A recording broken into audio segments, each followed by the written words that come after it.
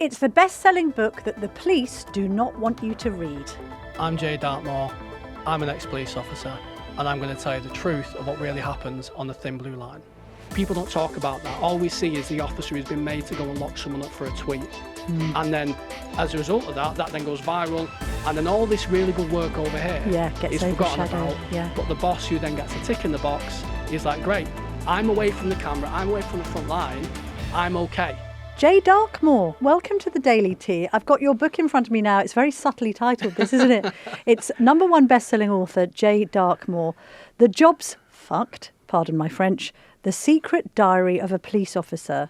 You're so young to have been in the police force and then left it and written a book about it. Well, you know, I work quickly. I've also got a 12-year-old son as well. So have you? Yeah. Your baby face. So tell me, how did it all begin? Why did a young Jay Dartmoor decide to join the police force in the first place? So I guess the political answer, the correct answer would be that I wanted to help people. And while that is true, that wasn't necessarily my full motivation for eventually joining the police. Prior to me joining the police, I was actually a delivery driver. And I wasn't a very compliant one with the Road Traffic Act, shall we say. So me and the police met each other quite a few times. Oh, I see. And are we talking about speeding fines here, Jay? What are we talking about? I couldn't possibly comment what I may not have been They're pulled up spent for. convictions that we can forget about. Never got done. I could always just talk, and I found that police officers were always very friendly, very professional. Sure. And generally, if you got on with them and you got on the level with them, you're fine.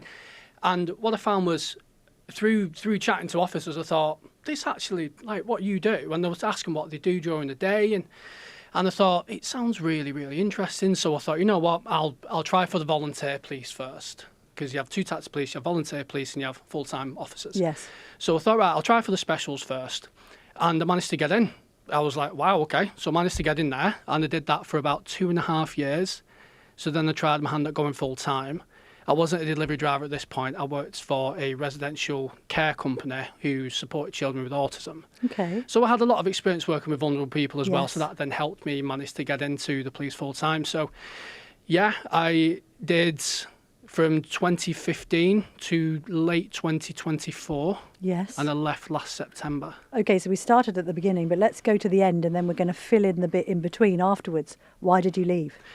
I left because I joined the police, like I said, to help people, and I wasn't able to help people. I saw officers around me going off with stress, officers being crushed through being burnt out, the amount of work they had to do. I was unable to actually support myself and support the people who I was supposed to be looking after. So, for example, I would get cases through. I would be expected to look after those people and support those victims through their worst time of their lives. But then due to what was happening on the other end, I was getting so many cases through that I was actually missing victims, and I was unable to properly investigate crimes properly. Yes. So I then went off with stress for a couple of weeks, which is something I've never done. I was always quite hailed for my resilience. That no matter one inspector turned around to me and said one day, and they said, if the world was burning, you'd have a smile on your face because that's just and even they managed to break me. So I went off with a period of stress. I came back after a couple of weeks, and it was exactly the same, thrown back into the frying pan. And officers were dropping like flies. The system was just getting worse. The immoral practices that I was seeing happening right in front of my eyes, I couldn't ignore anymore. It's interesting when you started, because I would imagine that 2015 was around the time that Theresa May, as Home Secretary, cut police numbers. Because there'll be some people listening to this saying, oh, this is just, you're a symptom of your generation. There's a degree of snowflakery that's crept in. Police officers are taking time off work for stress. Get on with it. You're meant to be running towards danger, not away from it, etc. I mean, respond to that, Jay. What's your view of that approach? The amount of trauma what a police officer and paramedics and frontline emergency service workers are exposed to, I believe in a career they can experience up to 300 or 400 traumatic experiences. The average person will experience maybe 2 or 3 in their entire life. Plus then you have... But you kind of know that when you're signing up, right? You do, but they also... There's a difference between being told what you might see and actually seeing it being there in the flesh. Yes. And it's not a case of you may see one in isolation either. In the period of a shift pattern, you may experience 2 or 3 really serious traumatic incidents. And some of them won't necessarily affect you. I mean, I went to all sorts of incidents, deaths, hangings, all sorts of things. Yes. What you can learn to switch off from, you get a bit of a thicker skin, you don't necessarily pick it up and carry it away with you, but some of them you do.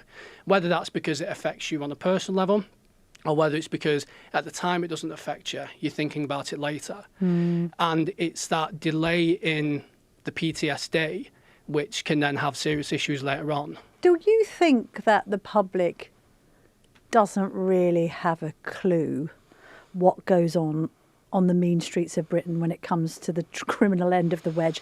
We all live our lovely lives in our lovely houses, big, small, terrace, detached, whatever. Most of us are law-abiding. We don't really encounter the police unless we're the victim of so-called petty crime.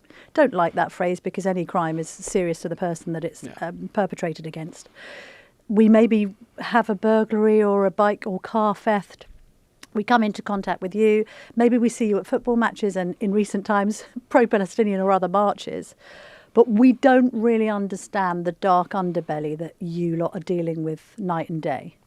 You only ever hear of the incendiary kind of instance what officers attend. For example, an officer goes and arrests somebody for an online tweet, for example. Yes. Yeah, so you only ever hear of the things which cause kind of outrage.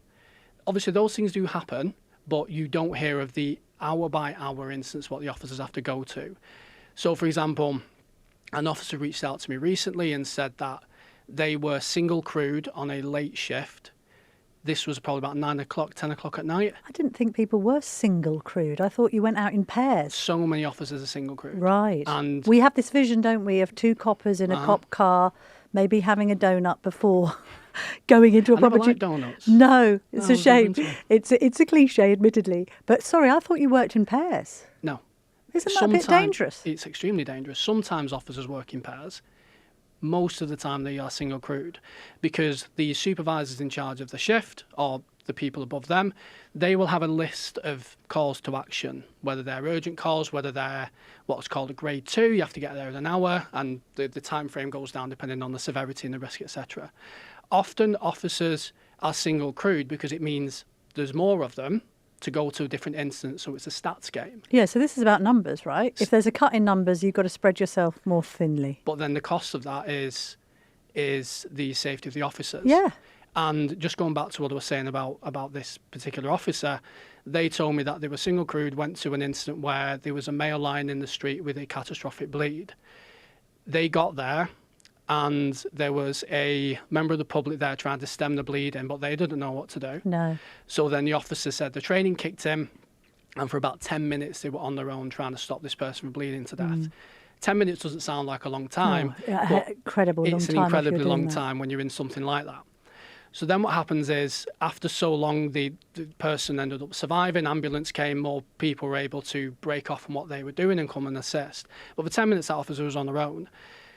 The officer has then said that they got off several hours late, and then they got home, they couldn't sleep. The next day, they were back in work.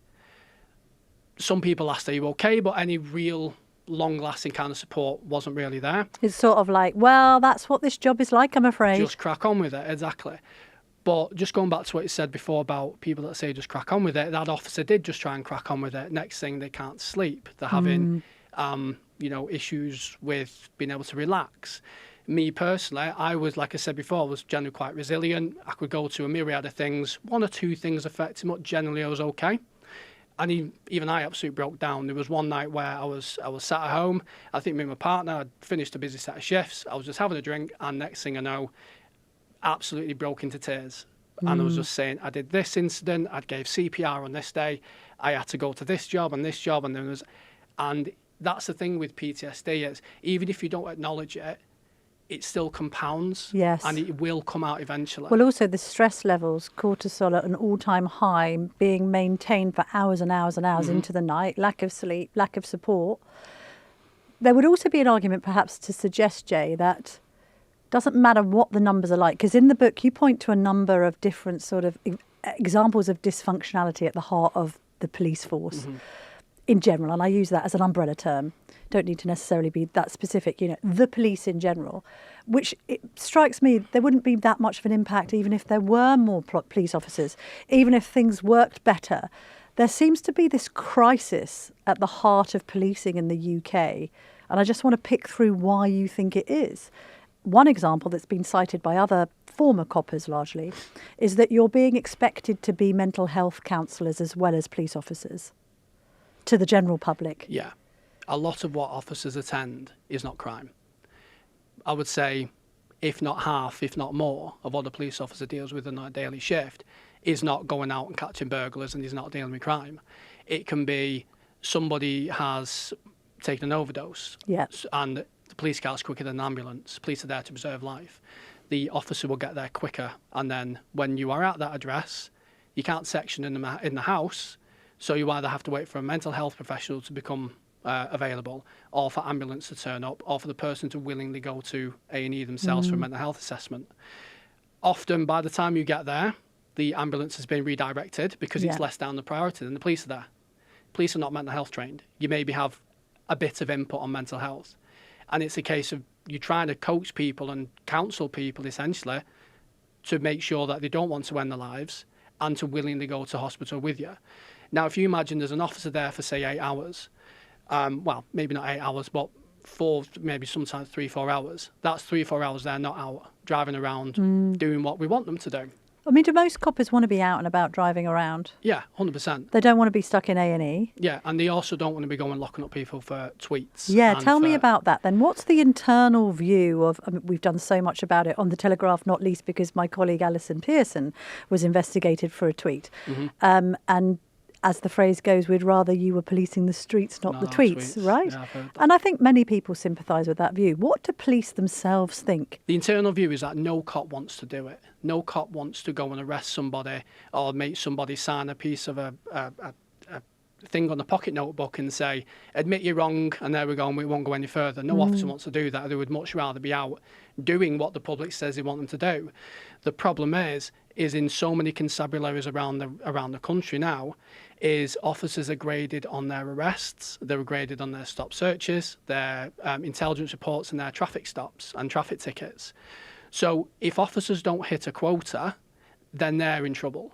And not only that, a lot of officers, what we see now that are on front line, have less than 5 years experience because people have either left the service or have moved on to CID, promotions, other roles. Yes. So we have quite an inexperienced police force at the forefront, which means that they're less likely to push back on the orders they're given by their superiors for fear of reprise. Yes. So you've got officers that are inexperienced who don't feel confident enough to push back. They don't want to get into trouble. They're also graded on how many arrests they get. They're then being told, go and arrest this person for X, Y, and Z. Chances are they're going to do it. There are some officers who will say, no, I don't want to do that because I don't see it as, proportionate and it's not something I want to do.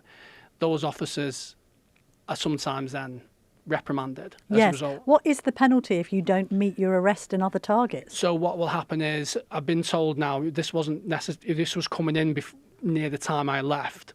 Officers are now being graded green, amber or red.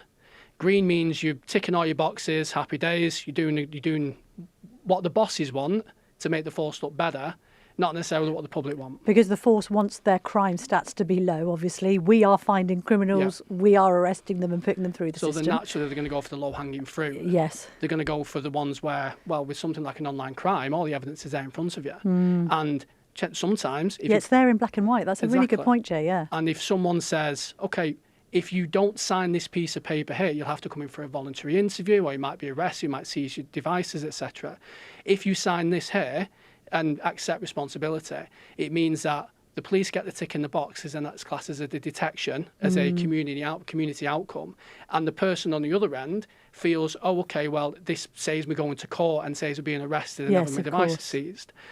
I don't agree with that. We should be policing things like that.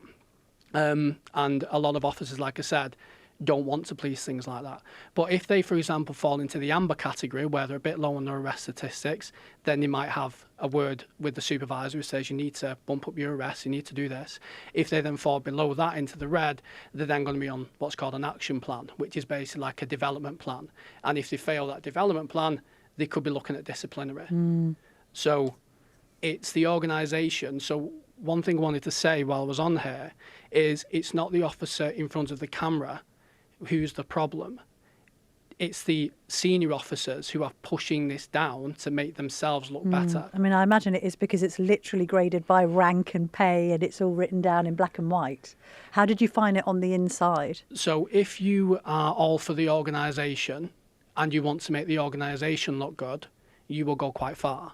If you rub shoulders with the right people, if you do what your boss tells you to do and you enforce what the boss tells you to enforce, you'll generally progress up that greasy ladder. If you are quite a moral officer who stands up for what they believe is right and wrong, regardless of what the policy says or what this inspector says, then you are considered a bit of a problem. A maverick cop. Yeah. So, for example, I know an officer messaged me the other day saying that they are a supervisor. They are all for their officers. They want to help welfare. They want to help build team relationships and everything. That officer's now looking at being moved departments because they're too close to their team and they're pushing back against the things which their superior is saying for them to do.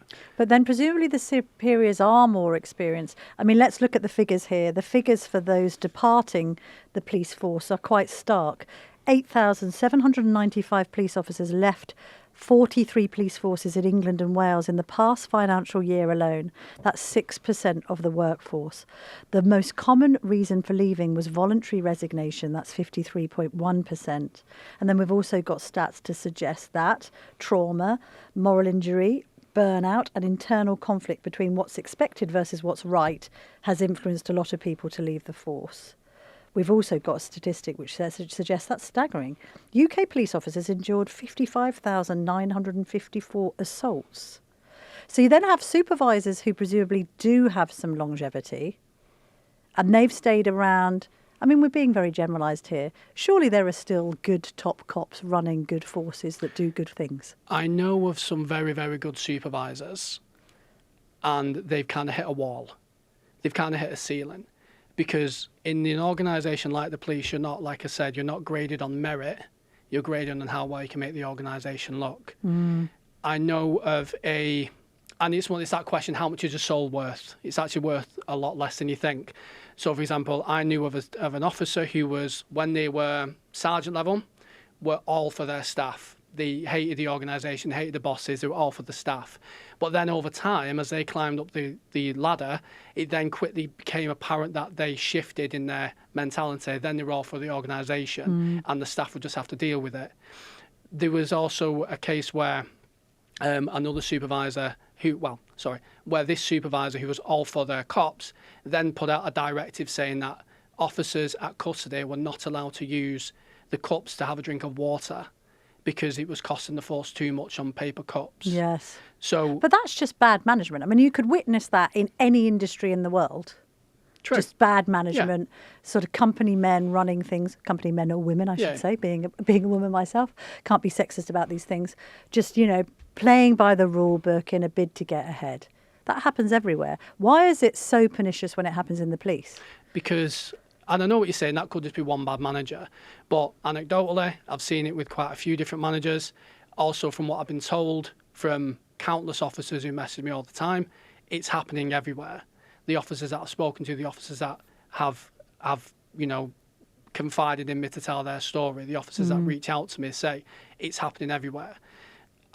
When it comes to why is it so pernicious when it comes to the police force, is, in my opinion, the police is being run like a business. Yes. And it shouldn't be run like a business. It shouldn't be stats focused on how many arrests you have, how many people's liberty you've taken away. Because like we saw with the burnout statistic and the stress, that is a direct result of cops being overworked. But then I'm going to be devil's advocate here. If we don't judge you by the results that you get, what do we judge you on? We want to know fundamentally, as members of the law-abiding public, how many criminals that you are catching in the act of the crime and pushing through to the Crown Prosecution Service to prosecute, charge and prosecute, and end up with a conviction. I agree with that, and there has to be a way of measuring the performance of the police force, and how that's done is through arrests and through detections. The issue is those stats are manipulated. Yeah. So, for example, if there is one incident, that might generate 5 or 6 different crimes. So someone goes to the shop, they steal from the shop, they then on the way home, they then smash a window, they then do X, Y, and Z. That generates so many different crimes. What then happens is when that case is sent to the Crown Prosecution Service, it's a case of throwing so much dirt at the wall and seeing what sticks. If one thing then sticks out of those 6 or 7 different crimes, they all get logged as a positive outcome. So the numbers are inflated. Well, this is what also confuses many people. This ongoing debate about whether violent crime particularly is going up or down. People constantly saying that they feel that the country is more lawless than it was. You can't go out in London wearing a Rolex. People seem to be the victims of personal assault a lot. A member of my family recently had a knife pulled on them and that their mobile phone thrown across the street. Thank goodness, no serious damage done. Did we report it? No. What's the point? These people are in balaclavas. So we get that impression, and then you bring in the 2-tier policing accusation, particularly when it comes to, for instance, recently the pro-Palestinian marches. There's this sense that we are suffering from more crime and that the police is less effective at investigating crime and locking up criminals. I don't know what the truth of the matter really is. What do you think the truth of the matter really is? So my opinion with that is, I think you answered the question partially in what you said, is that you didn't report it. So if we grade the amount of violent crime and the amount of incidents that occur via reports, if less people report that, that gives the illusion that violent crime's dropping. Yeah. With the manipulation of statistics, it may look like the police are detecting more crimes than they actually are. So you have violent crimes dropping and we're doing more detections. In reality, people just aren't reporting crimes as much and we're inflating our detections and our statistics. When it comes to the actual investigation side, we now, as you said, 6% of police officers have left recently. Some of the reasons cited is because of burnout, overworked, etc. We're also really struggling to not only retain officers, but to recruit them as well.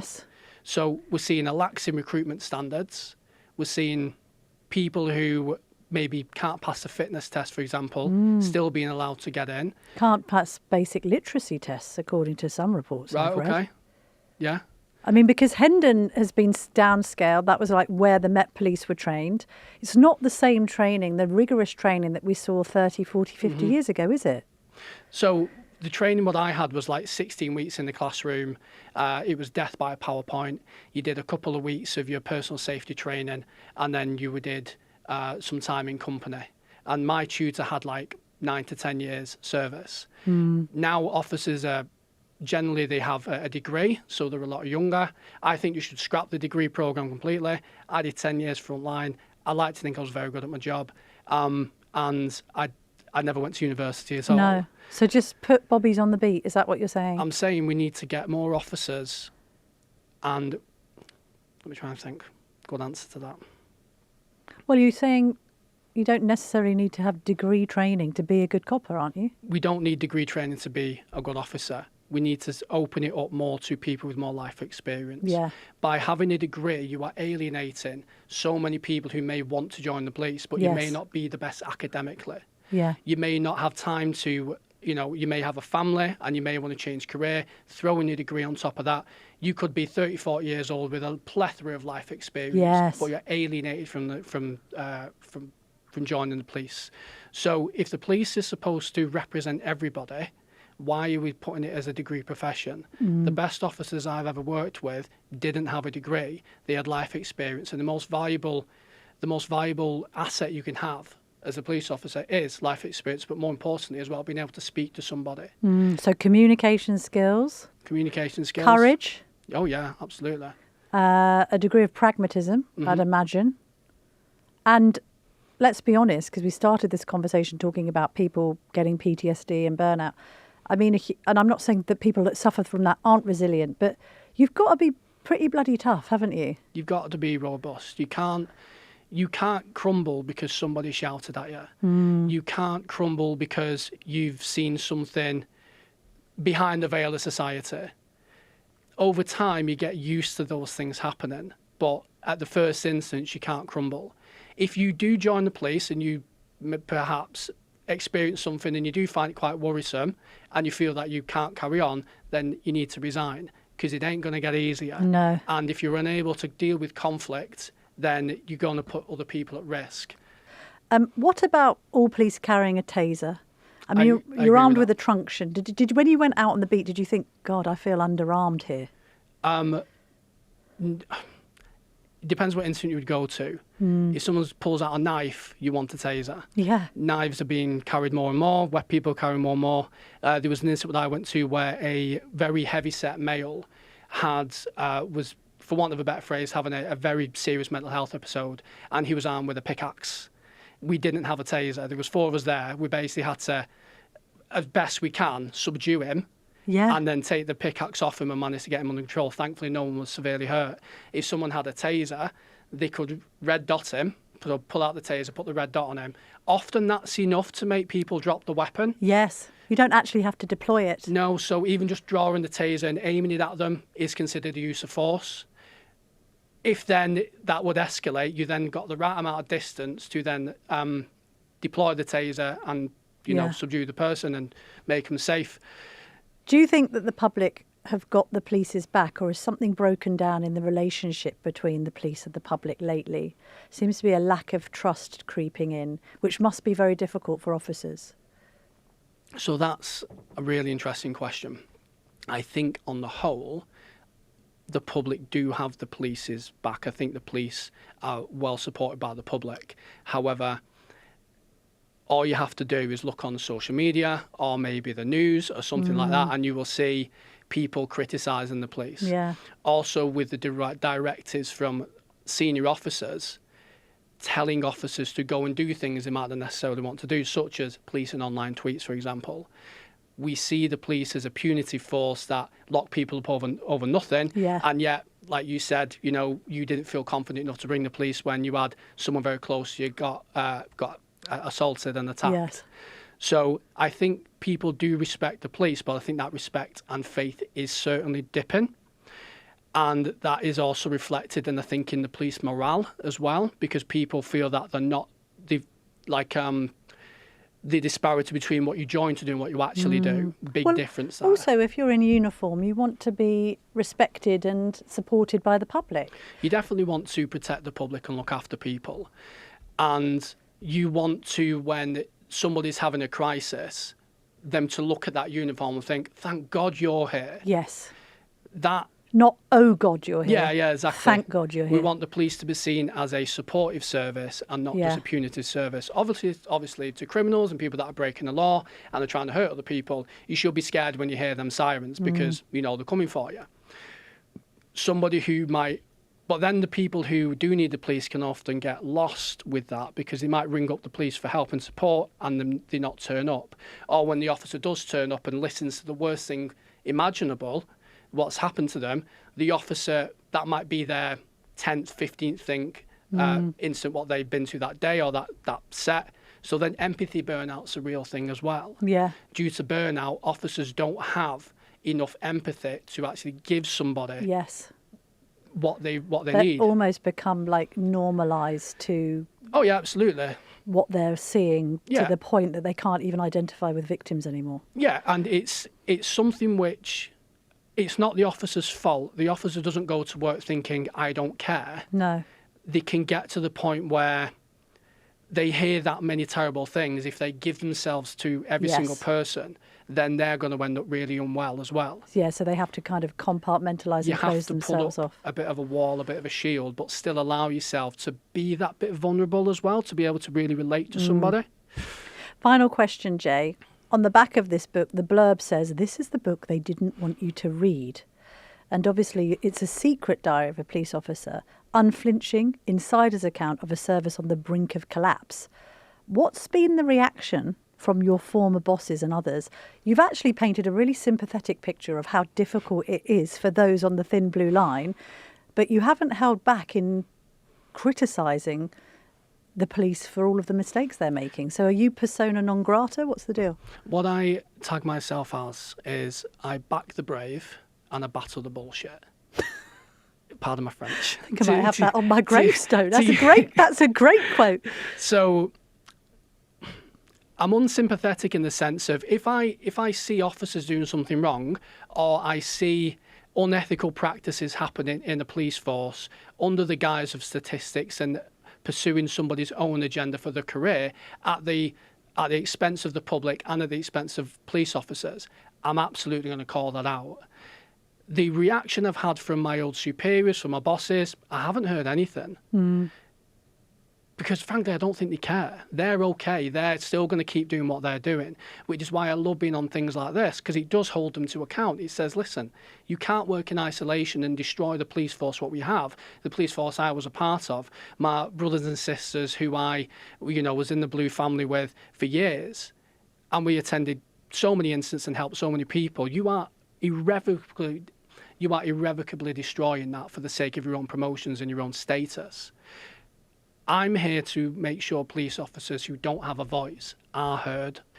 There were so many things which happened, probably during the course of our conversation now. I mean, you mentioned police assaults earlier on. If this conversation is a half an hour long, chances are there's been 2 police officer assaults. Yeah. People don't talk about that. All we see is the officer who's been made to go and lock someone up for a tweet. And then as a result of that then goes viral. And then all this really good work over here gets is forgotten overshadowed. about. But the boss who then gets a tick in the box is like, great, I'm away from the camera, I'm away from the front line, I'm okay. And then they wonder why so many people are leaving the service and why so many people don't want to do it anymore. But it's an essential, integral part of a functioning society. You have police officers who feel valued, are paid properly. I believe since 2010, pay has gone down by about 20%. Yeah. And the increase in demand hasn't gone anywhere. I think it's gone up Yes. with the introduction of internet and cybercrime and everything else. So we're asking officers to do more for less thanks, against their own morals a lot of the time, for the sake of somebody else. And I'm the voice, hopefully, which says, you are doing a fantastic job. You are incredibly valued. I've been there, I've done it. And the world is a better place with you. And you guys, if you get to the point where your morality is for sale, you're in the wrong job. Go join a corporation somewhere. Yeah. You can't do that when your business is people. Jay Darkmore, thank you very much indeed for joining me on the Daily Tea. It's been my pleasure. Thank you for having me. If you're enjoying our journalism, why not sign up to From the Editor, our free email newsletter? Start your day with the latest news and opinion, plus our bite-sized puzzles. Scan the QR code to sign up free today.